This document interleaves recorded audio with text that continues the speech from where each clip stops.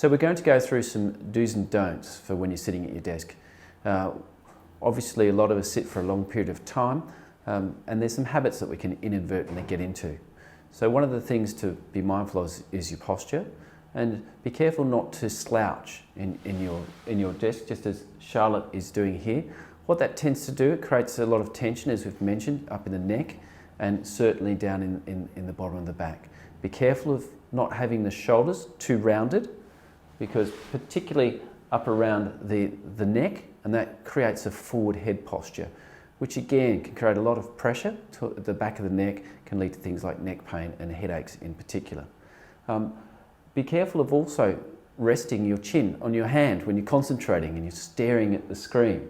It's, you probably don't think that you do that, but it's quite common for people to do this as well.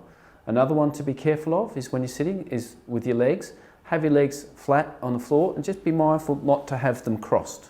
Okay, it's again, it's one of those things that you may be doing and you don't even realise that you are.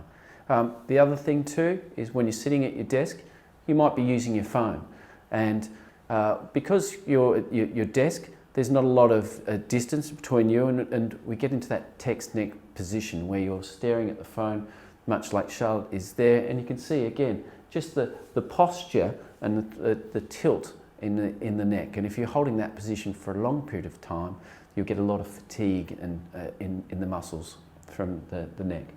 And the other thing too is obviously the time that you sit, and we've mentioned that. Ideally, you'd like to move every 30 minutes or so. Don't sit for longer than 45. Get up and go and do something else that doesn't involve sitting at your computer. Get up and move around, and there's plenty of other tasks to get your body moving, get your heart rate up, change your metabolism, and activate your nerve system. Okay, so now one of the most important things is with sitting is how you sit, and considering that most of us are looking at one of these things, a computer, most of the day, it's very important how you position yourself to make sure that you're not putting extra stress on yourself that you don't need to. So if we start with the chair, you want to have the chair height, ideally so that your elbows are at about sort of 100 degrees, or the bend. So the bend's not quite 90 degrees, it's anywhere between sort of 90 and 100 degrees. Okay, and with your sitting posture, you don't have to be bolt upright. If anything, slightly reclined does help. All right, it's making sure that obviously your monitor is also is on a similar angle. So when you look at your keyboard, right, this keyboard here, you'll find is the keyboards now are becoming a lot more subtle. They're a lot smaller, which is actually helpful. But most of us, particularly if you're using a PC, you'll have a keyboard with an alphanumeric keypad on the side. Now be mindful of that, particularly because of the position of your mouse. So if you're using a mouse, you don't want to have your mouse too far away so that you have to reach for it, because that starts to put strain up onto the neck and particularly into the shoulder and can result in arm pain. So you want to keep that mouse close to you. The same goes with the phone.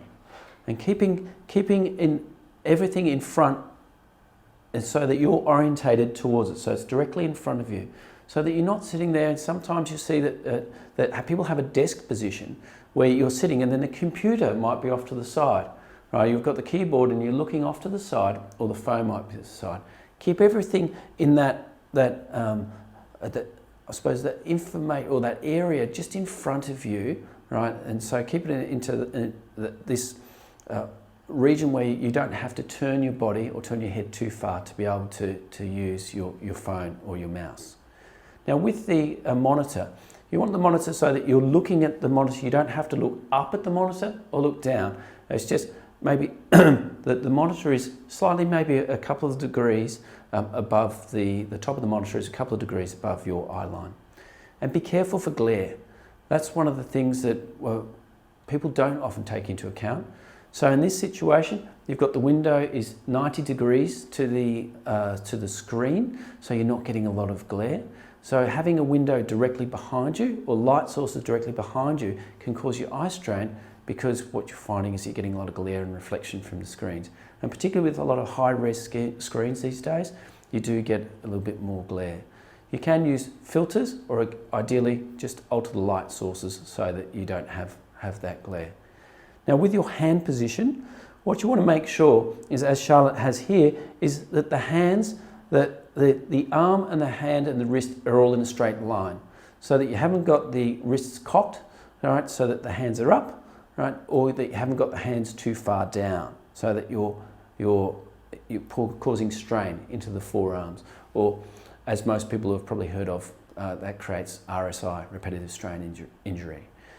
And this also applies to your feet. So making sure that your feet are flat and are on the ground, so that you're not on tippy toes, or that you have, even worse, you haven't got your feet just in the air. The other thing too is, in this case, Charlotte doesn't have arm rests. Ideally, if arm rests, it's best that you don't have them, but if you do, you want to make sure that your shoulders aren't hunched and that your elbow is just touching them or not touching them at all. Now, one of the other key things is you'll notice that we have a plant here. It's great to have some life.